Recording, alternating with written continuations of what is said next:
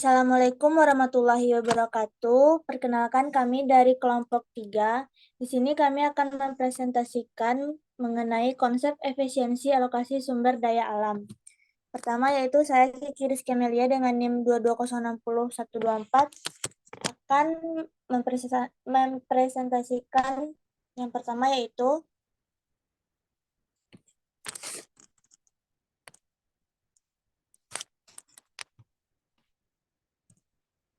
efisiensi alokasi sumber daya alam dan analisis lingkungan.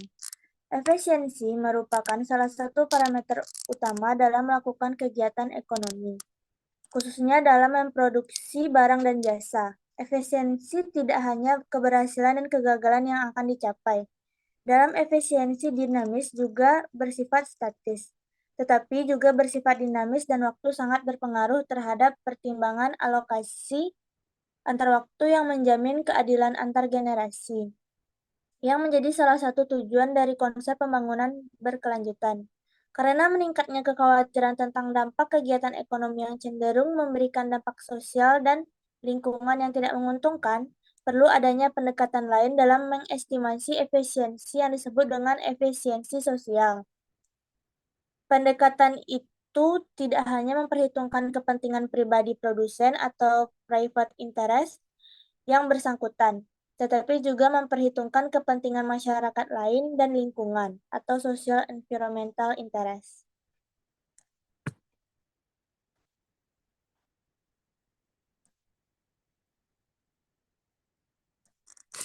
Efisiensi alokasi sumber daya alam. Konsep efisiensi ekonomi bisa merupakan suatu indeks untuk menguji bagaimana suatu ekonomi berfungsi dan bisa dipakai sebagai kriteria untuk menilai apakah ekonomi itu sudah berfungsi dengan seharusnya. Ekonomi efisiensi mungkin merupakan konsep yang sederhana sebagai kriteria untuk mengevaluasi, tetapi penggunaannya harus berhati-hati. Kalau konsep ini digunakan untuk penampilan suatu sistem ekonomi atau suatu bagian dari sistem tersebut, akan mengevaluasi penampilan sosial dari perusahaan-perusahaan kita. Konsep tersebut harus digunakan dalam pemahaman wawasan yang lebih luas.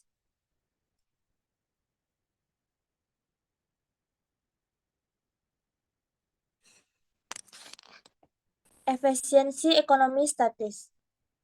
ES sangat berguna untuk dipakai dalam membandingkan alokasi sumber utama untuk memilih di antara beragam alokasi ekonomi yang terjadi pada titik yang daya tempat faktor waktu tidak berpengaruh. ES adalah kriteria ekonomi norma sama pada waktu tertentu. Suatu alokasi sumber daya dikatakan memenuhi syarat kriteria efisiensi jika keuntungan bersih dari penggunaan dan alokasi sumber daya tersebut maksimum. Keuntungan bersih tidak lain adalah selisih antara benefit dan biaya yang dihasilkan dari alokasi tersebut. Untuk memahami lebih jauh tentang hal ini, perlu diberikan lebih dulu pemahaman terhadap surplus konsumen dan surplus produsen. Di sini terdapat dua kurva surplus konsumen dan surplus produsen. Selanjutnya akan dijelaskan oleh rekan saya.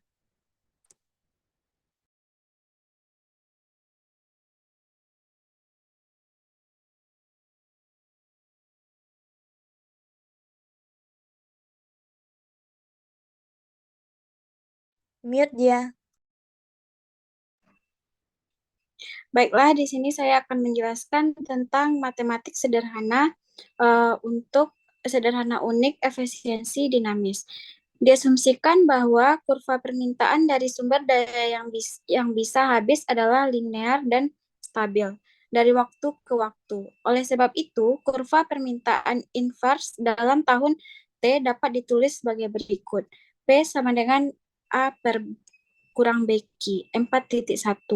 Lalu, total benefit atau TB dari ekstraksi jumlah QT dalam tahun T adalah integral dari fungsi tersebut, atau daerah di bawah kurva permintaan inversi. TB sama dengan A dikurang BQ per DQ, sama dengan AQ per dikurang B per 2.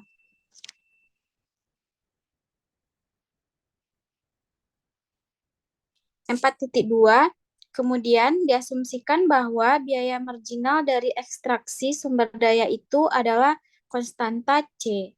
Oleh karena itu, total biaya atau TC dari ekstraksi sejumlah Q dalam tahun dapat diformulasikan sebagai berikut. TC sama dengan CQR. 4.3.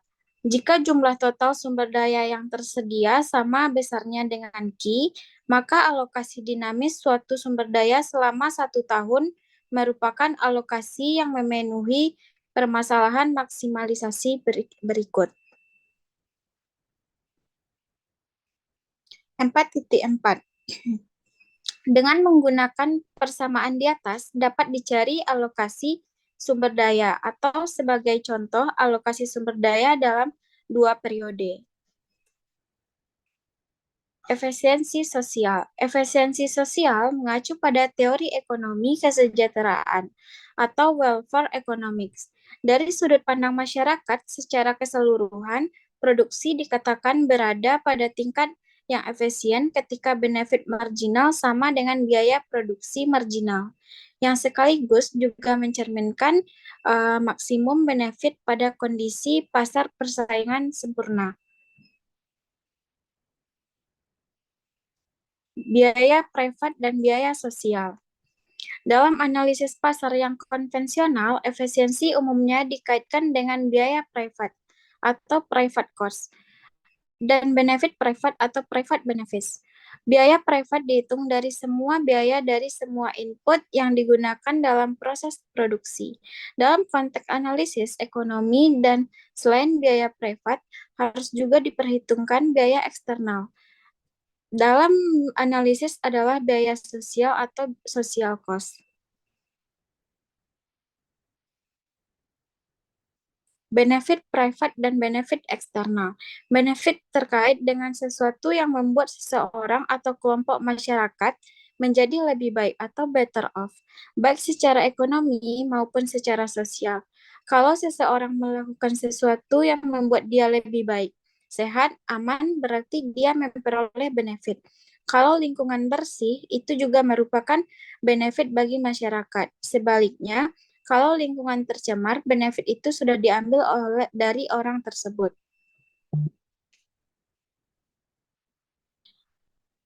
Benefit sosial bersih atau net social benefit. Pada bagian terdahulu sudah dibahas tentang biaya sosial dan benefit sosial. Oleh karena itu, dalam konteks efisiensi sosial, benefit bersih sosial yang dimaksimumkan adalah sebagai berikut. Net benefit sosial sama dengan benefit sosial biaya sosial. Baiklah, selanjutnya akan dilanjutkan oleh rekan saya.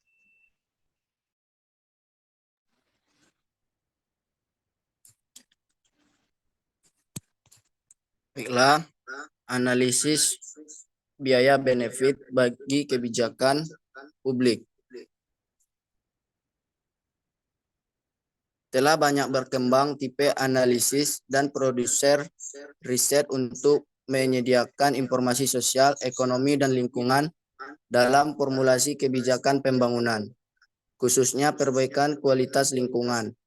Beberapa analisis yang digunakan antara analisis dampak lingkungan AMDAL, Environmental Impact Analysis, analisis dampak ekonomi, Economy Impact Analysis, analisis ekonomi biaya atau Cost Effectiveness Analysis, penilaian kerusakan atau demagagement, penilaian risiko atau risk assessment, analisis risiko atau risk analysis, dan analisis benefit dan biaya atau cost benefit analysis CBA.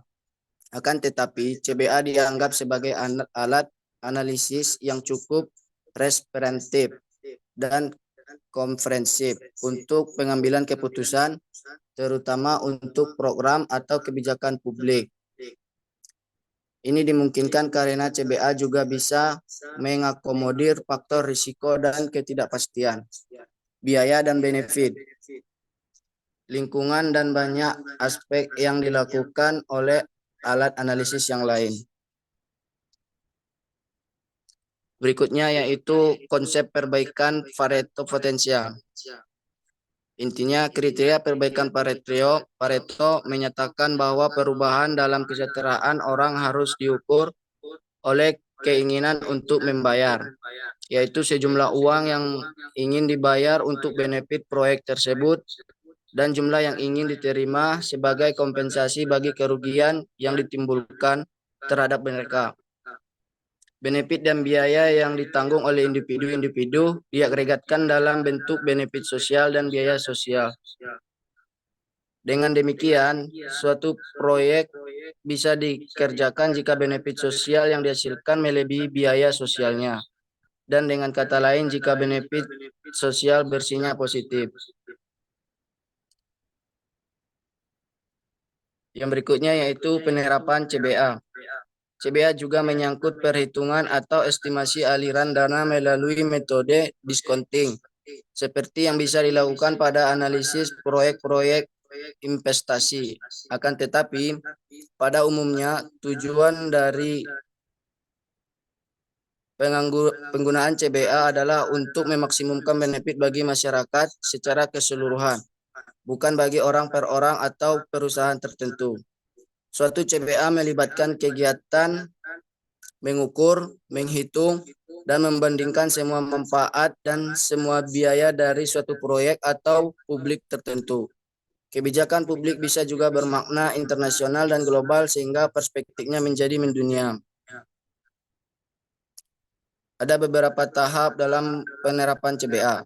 Tahap pertama adalah mengespesifikasikan dengan jelas proyek atau program yang akan dinilai. Pada tahap ini dilakukan spesifikasi yang lengkap tentang unsur-unsur utama dari proyek atau program tersebut yang mencakup lokasi, waktu, kelompok yang terlibat, hubungannya dengan program-program yang lain, dan seterusnya.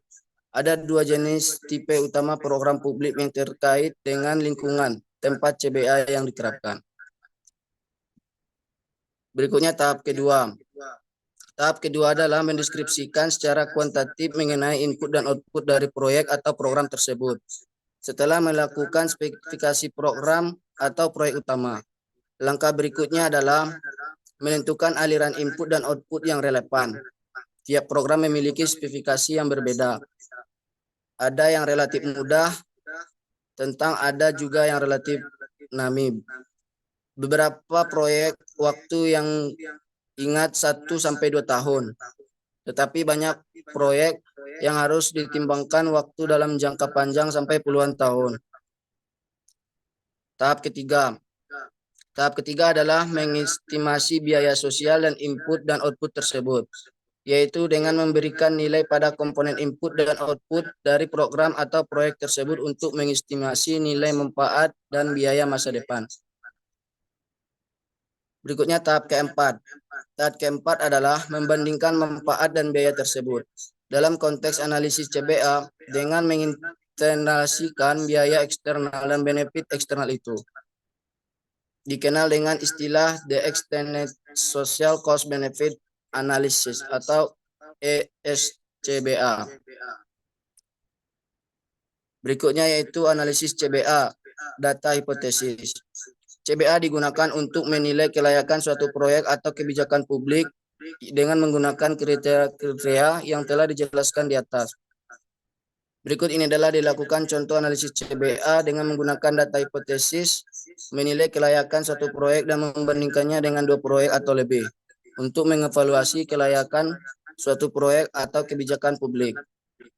Dilakukan penghitungan apakah kriteria pengambilan putusan memenuhi syarat perhitungan. Dilakukan dengan menggunakan Microsoft Excel software. Baiklah, selanjutnya akan dilanjutkan oleh teman saya.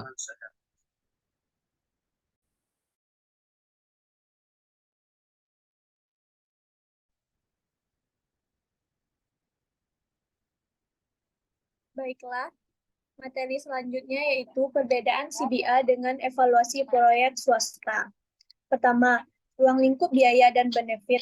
Tidak hanya biaya dan benefit finansial, tetapi juga biaya dan benefit lingkungan.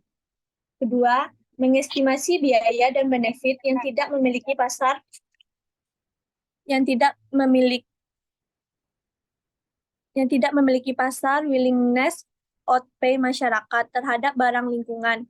Beberapa metode yang bisa digunakan adalah metode biaya perjalanan, metode harga hedonik, valuasi kontingen, dan model pilihan.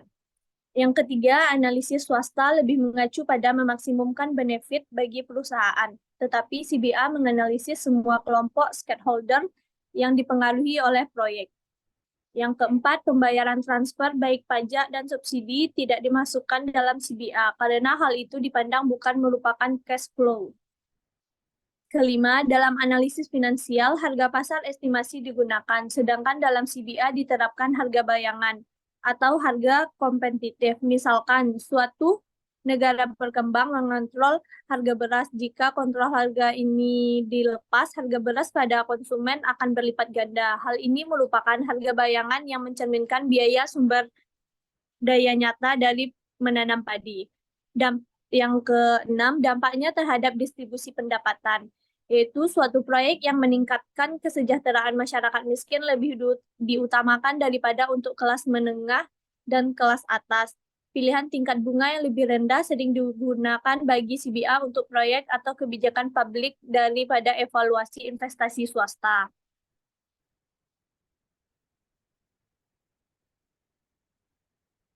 Beberapa isu penting dalam penerapan CBA. Yang pertama yaitu masalah kuantifikasi atau dequantification problem. Menurut prinsip dalam CBA, unsur biaya dan benefit sosial harus diidentifikasi. Seleksi unsur biaya yang dimasukkan dalam perhitungan CBA, suatu proyek diatur oleh prinsip apakah unsur biaya tersebut menghabiskan sumber daya yang real.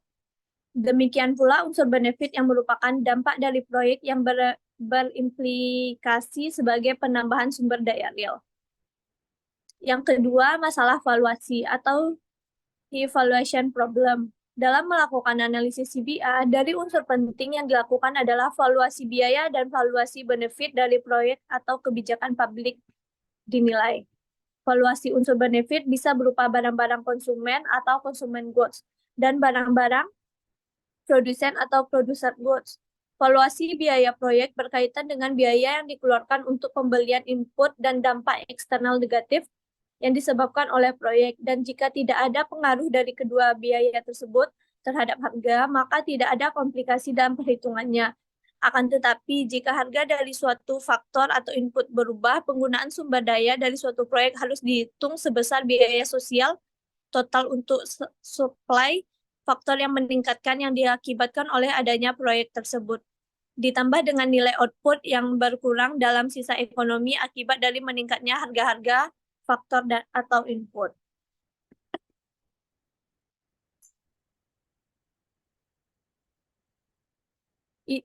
Isu-isu distribusi atau distributional issue. Distribusi benefit dan biaya adalah masalah utama keadilan dan pemerataan karena ini terkait dengan siapa sebenarnya yang memperoleh benefit dan siapa sesungguhnya yang menanggung biaya atau beban dari kebijakan yang dijalankan. Ada dua tipe keadilan, yaitu yang bersifat horizontal dan vertikal. Keadilan horizontal adalah suatu perilaku yang sama pada sekelompok orang yang memiliki situasi yang sama atau tingkat pendapatan yang sama. Yang kedua, keadilan vertikal. Keadilan vertikal adalah bagaimana kebijakan diterapkan pada orang dengan lingkungan atau keadaan yang berbeda, khususnya terhadap orang-orang yang memiliki tingkat pendapatan yang berbeda. Jadi, kesimpulannya, keterpaduan dan harmonisasi antara pembangunan ekonomi dan lingkungan adalah suatu keharusan jika ingin mewujudkan pembangunan yang berkelanjutan, sehingga dalam pengambilan putusan bagi kebijakan ekonomi harus menginternalisasikan dampak lingkungan atau biaya sosial dalam analisis ekonominya. Dan bab ini telah menjelaskan tentang analisis efisiensi alokasi. Sumber daya akan juga menganalisis bagaimana suatu efisiensi sosial bisa dicapai dalam alokasi sumber daya yang memasukkan biaya sosial dan lingkungan terhadap implikasi dari adanya eksternalisasi atau dampak lingkungan serta benefit sosial. Jika suatu kebijakan atau program yang dievaluasi mempunyai dampak positif, baik estimasi benefit sosial maupun biaya sosial bukanlah sesuatu yang mudah, tetapi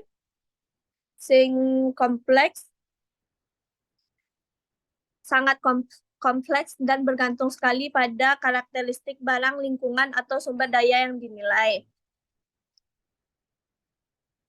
Baiklah, sekian presentasi kelompok 3 mengenai konsep efisiensi alokasi sumber daya alam.